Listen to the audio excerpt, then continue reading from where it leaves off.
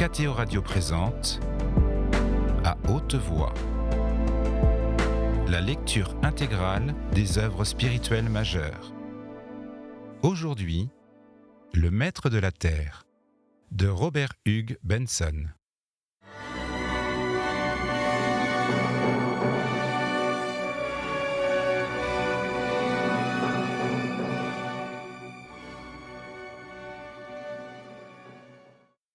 Chapitre 4.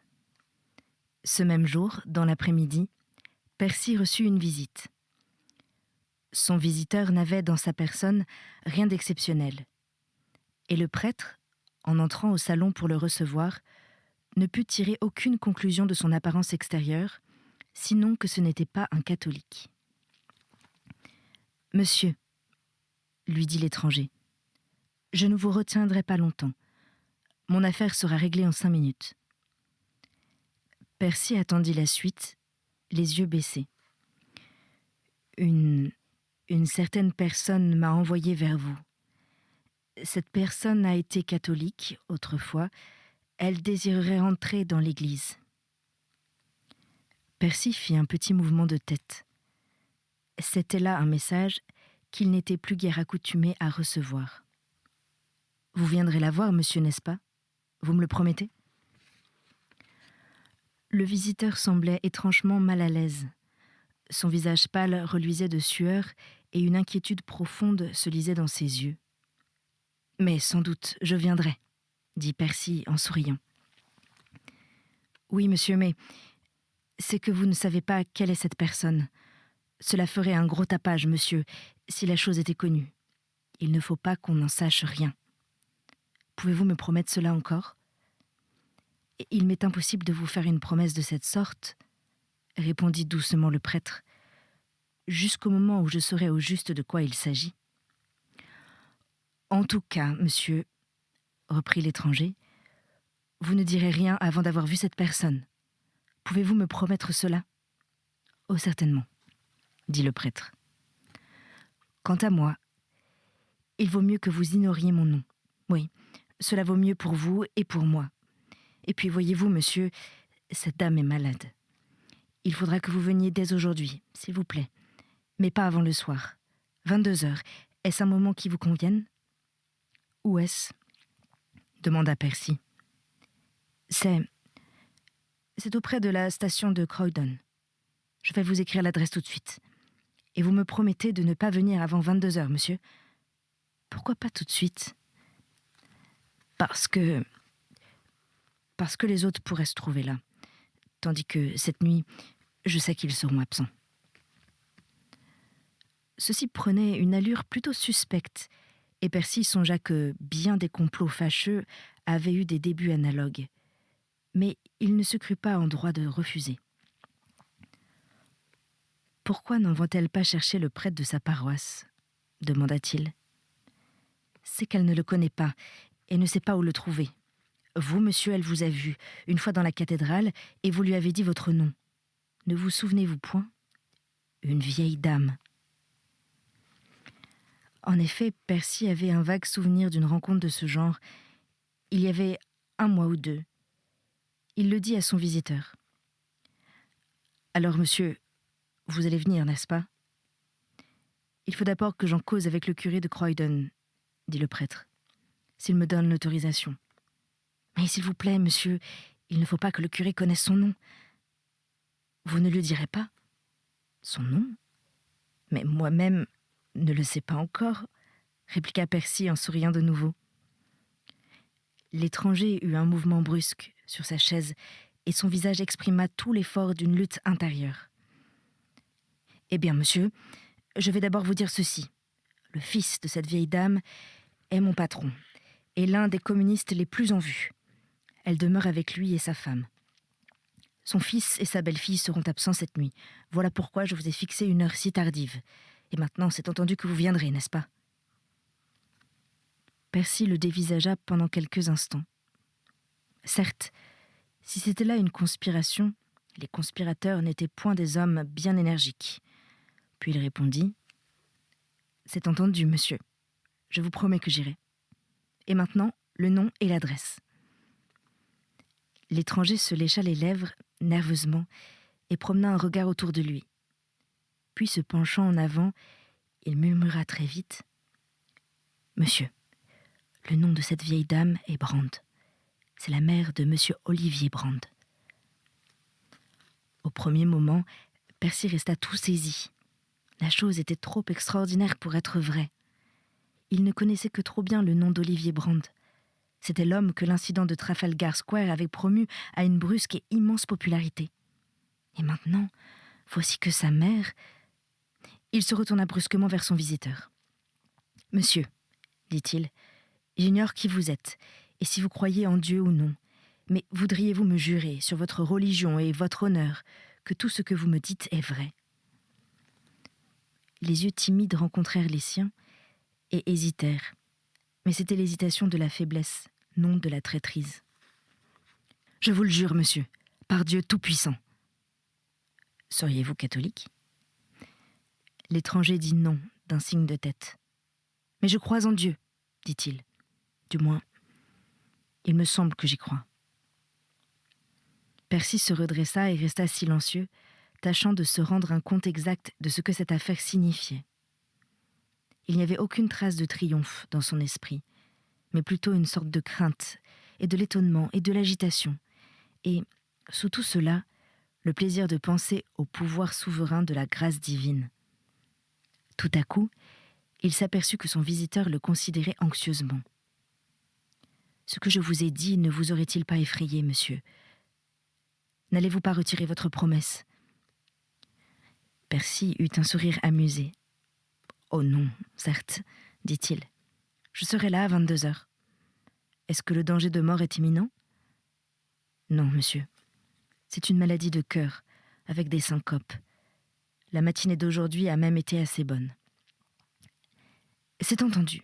Je serai là, dit Percy. Et vous, monsieur, y serez-vous aussi ? » « J'aurai à être avec monsieur Brand, monsieur, » répondit l'étranger, en se levant de sa chaise. « Il y aura une grande assemblée publique cette nuit. Mais je n'ai pas le droit d'en parler encore. Vous demanderez madame Brand et vous direz qu'elle vous attend. On vous conduira tout de suite dans sa chambre. » Il tira un carnet, y écrivit l'adresse, déchira la feuille et la tendit au prêtre. « Je vous demanderai, monsieur, d'avoir la bonté de détruire ce papier après avoir recopié l'adresse. C'est que j'aimerais bien à ne point perdre ma place, autant que possible. » Percy resta debout un moment, roulant la feuille sur un de ses doigts. « Pourquoi n'êtes-vous point catholique vous-même » demandait-il. L'étranger fit un signe de tête vague. Puis il prit son chapeau et se dirigea vers la porte. Percy passa le reste de l'après-midi dans un état de grande agitation. Pendant les 2 derniers mois, bien peu de choses étaient arrivées qui eussent de quoi l'encourager. Il avait eu à enregistrer une dizaine d'abjurations importantes que ne compensait plus aucune conversion. Sans nul doute possible, désormais, le flot montait de plus en plus haut contre l'Église. La folle aventure de Trafalgar Square aussi, l'autre semaine, avait fait un mal incalculable. Plus que jamais, les journaux criaient et tout le monde répétait que les actes publics de l'Église démentaient sa foi au surnaturel. « Grattez un catholique et vous trouverez un assassin » avait été le texte d'un grand article du Nouveau Peuple. Et Percy lui-même était à la fois stupéfait et indigné de la folie d'un tel attentat.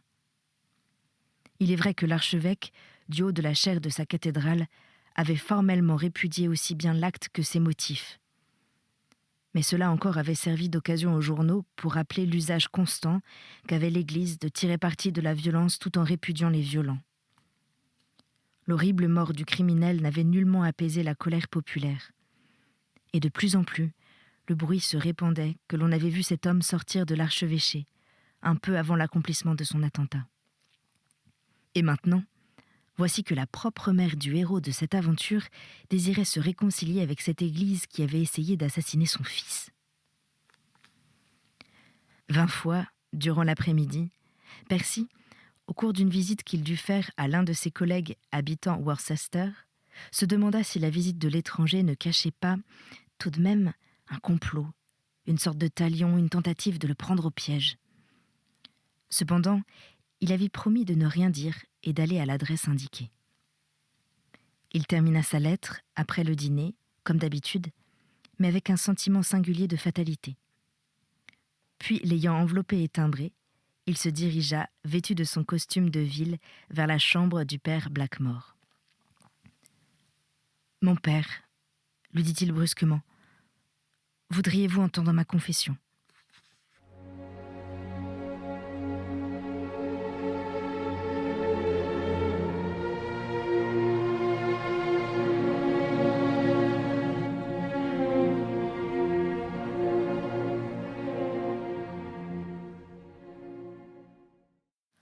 Son visiteur lui ayant dit que le danger n'était pas imminent, Percy n'avait pas emporté d'hostie. Mais le curé de Croydon lui avait téléphoné qu'il pourrait s'en procurer à la sacristie de l'église Saint-Joseph, tout proche de la gare. Il avait seulement pris, dans sa poche, un cordon violet qu'il avait l'habitude de jeter sur ses épaules quand il était auprès des malades. En descendant de la station, à Croydon, il fut frappé de l'animation extraordinaire qui remplissait la place. Plusieurs centaines de personnes, la tête levée, lisaient une énorme affiche en lettres de feu, au-dessus d'une maison, qui annonçait en espéranto et en anglais la nouvelle que l'Angleterre avait fiévreusement attendue depuis plusieurs mois. Percy lut l'affiche 10 fois de suite, avant de se remettre en mouvement, fasciné comme par un spectacle surnaturel, dont il ne savait point d'ailleurs s'il manifestait le triomphe du ciel ou de l'enfer. Le congrès d'Orient est terminé. La paix définitive et non la guerre. La fraternité universelle établie. Felsenburgh sera à Londres cette nuit. Il fallut bien 2 heures à Percy, après cela, pour se frayer un chemin à travers la foule jusqu'à la maison d'Olivier. Lorsqu'il parvint enfin devant la porte, il s'aperçut que son chapeau lui était tombé de la tête et que son manteau était déchiré. De grosses gouttes de sueur lui coulaient sur le front. Il savait à peine que penser de cette nouvelle imprévue. Évidemment, la guerre aurait été une catastrophe terrible, mais le prêtre, sans trop comprendre pourquoi, avait l'idée qu'il y avait d'autres choses possibles qui étaient pires encore. Il songeait à cette paix universelle qui se trouvait établie par d'autres méthodes que celles du Christ. Ou bien est-ce que Dieu, tout de même, était derrière toutes ces choses ? Aucun espoir de trouver une réponse à cette question. Et ce mystérieux, cet inquiétant Felsenburgh.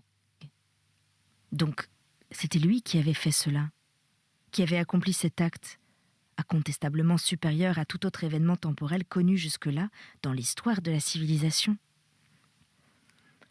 Quelle espèce d'homme était-il ? Quel pouvait être son caractère, ses motifs ? Et quel usage allait-il faire de son prodigieux succès ? Ainsi, les points d'interrogation dansaient devant Percy, comme une foule d'étincelles, et toutes sortes de problèmes s'imposaient à lui, dont chacun avait pour objet tout l'avenir du monde. Et en attendant, il se rappela qu'il y avait là une vieille femme qui désirait se réconcilier avec Dieu avant de mourir. 2 ou 3 fois, il sonna sans qu'on vînt lui répondre. Enfin, une lumière se montra au premier étage. « On est venu me chercher », expliqua-t-il à la servante effarée qui lui avait ouvert la porte. « J'avais promis d'être là à 22 heures, mais j'ai été retardée par la foule. » La servante lui balbutia précipitamment une question. « Oui, je crois bien que c'est vrai, » répondit-il. « Toute perspective de guerre a disparu, et c'est la paix universelle. Mais ayez la bonté de me conduire là-haut. » En traversant l'antichambre, il éprouvait une curieuse sensation d'être en faute. Ainsi, c'était là que demeurait Brandt, cet éloquent et passionné ennemi de son Dieu. Et voici que lui, un prêtre, se glissait dans cette maison, sous le couvert de la nuit. En tout cas, il se dit que la responsabilité en retomberait sur d'autres. Devant la porte d'une chambre, au premier étage, la servante se retourna vers lui. « Monsieur est médecin ?» demanda-t-elle. « Cela me regarde », répondit brièvement Percy en ouvrant la porte. Avant qu'il eût le temps de la refermer, un petit cri jaillit de l'un des coins de la chambre. « Oh, que Dieu soit loué! Je croyais déjà qu'il m'avait oublié. Vous êtes prêtre, mon père ?» « Oui, je suis prêtre. Ne vous souvenez-vous pas de m'avoir vu dans la cathédrale ?»« Oui, oh oui, mon père. Je vous ai vu prier. Oh, que Dieu soit loué !» Percy la considéra un moment, examina son visage animé, l'éclat de ses yeux profondément creusés, le tremblement continu de ses mains. Oui, certes, tout cela était bien sincère.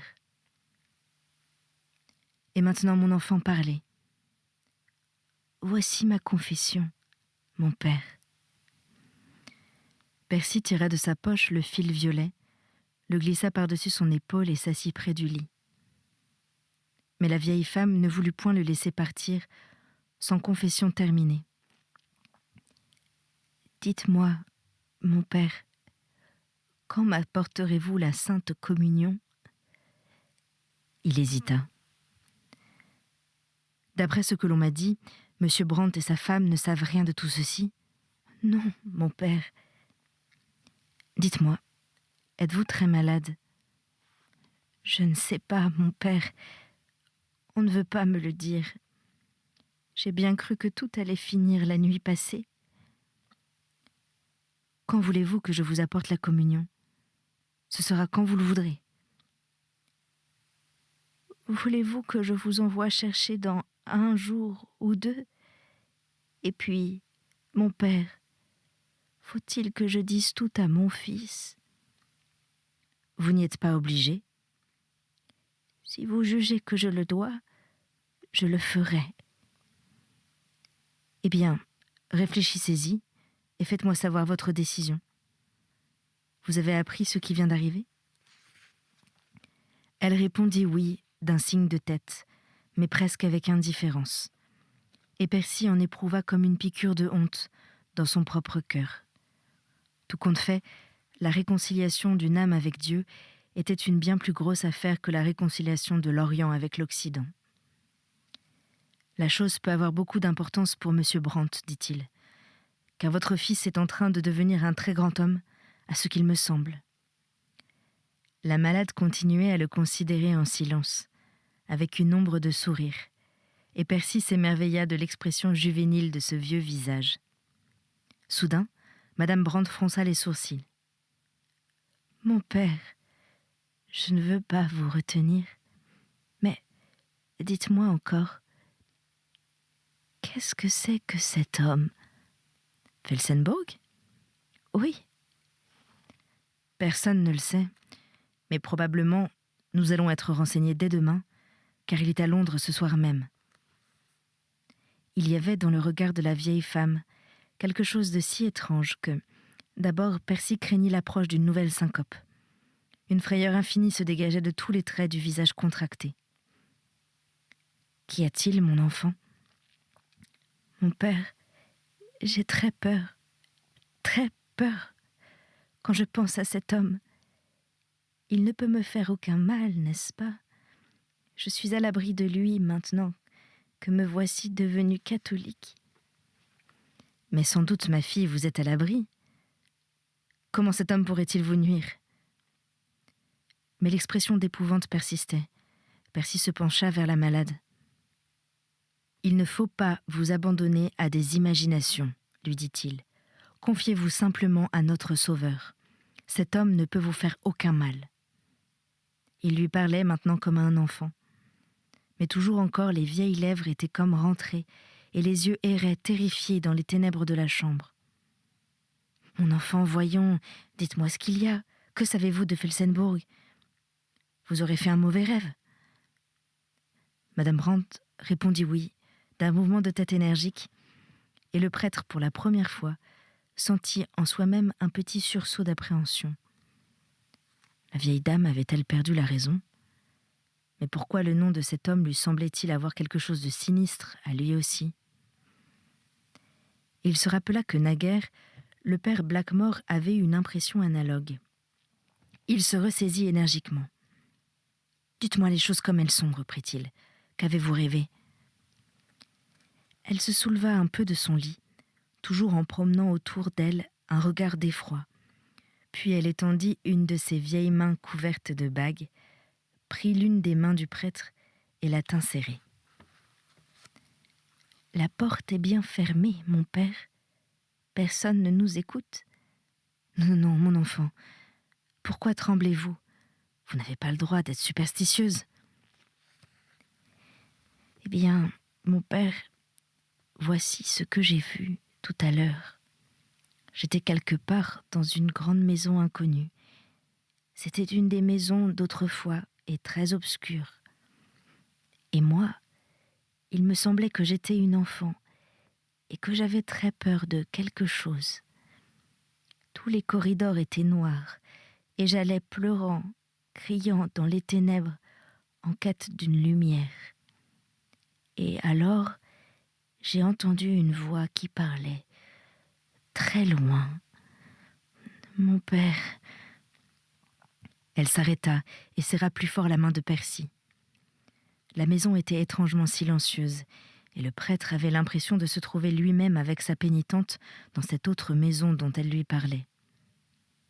Et alors, mon père, j'ai entendu des paroles, et je me suis mise à courir le long des corridors jusqu'à une porte où j'ai vu un rayon de lumière se dessiner sur le sol. Là, je me suis arrêtée. « Approchez-vous, mon père. » La voix avait faibli, peu à peu, et n'était plus qu'un murmure, et les yeux, creusés, fixaient le prêtre, comme s'il tâchait à le retenir par force. Je me suis arrêtée, mon père. Je n'ai pas osé entrer. J'entendais à présent les paroles. Je voyais la lumière, mais je n'osais pas entrer. Et tout de suite, j'ai su, mon père, que c'était ce Felsenburgh qui était dans cette chambre. D'en bas retentit tout à coup le choc violent d'une porte fermée, et l'on entendit un bruit de pas dans l'antichambre. Percy se leva précipitamment. « Qu'est-ce que c'est ?» demanda-t-il. Deux voix parlaient, assez haut, sur l'escalier. « C'est mon fils et sa femme, » dit Madame Brandt. « Eh bien, mon père... » Elle fut interrompue par une douce et légère voix de jeune femme qui disait de l'autre côté de la porte. « Il y a encore de la lumière chez elle. Viens vite, Olivier, mais sans bruit. » Puis la porte s'ouvrit. C'était À haute voix, une émission de KTO Radio. Aujourd'hui, Le Maître de la Terre, de Robert Hugues Benson. Lecture, Anne-Céline Pellarini. Captation et réalisation, Alexis Duménil et Thibaut Dagalier. Une émission disponible en podcast sur ktoradio.com et sur l'application KTO Radio.